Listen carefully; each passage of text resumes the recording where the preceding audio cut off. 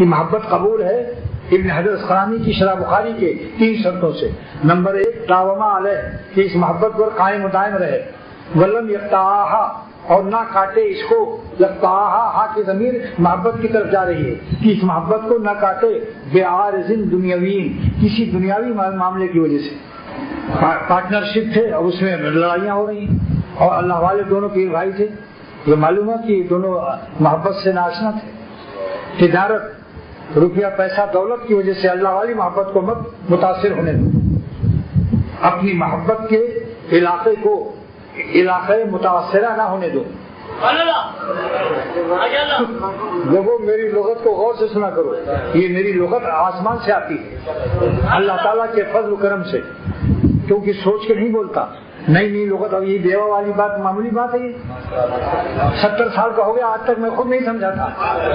70-72 سال کا ہو گیا آج تک بیوہ کے معنی میں خود نہیں سمجھا تھا کہ بیوہ ہو گئی. واہ نہیں ہے اس کے پاس, خوشیاں نہیں رہی.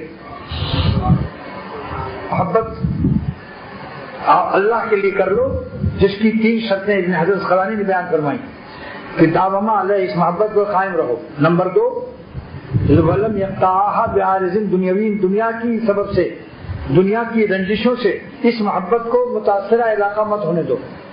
نمبر 3 حتی فرق بینہم الموت موت ہی ان دونوں کو جدا کرے. موت مجبور ہے, اختیار بھی میں نہیں ہمارے.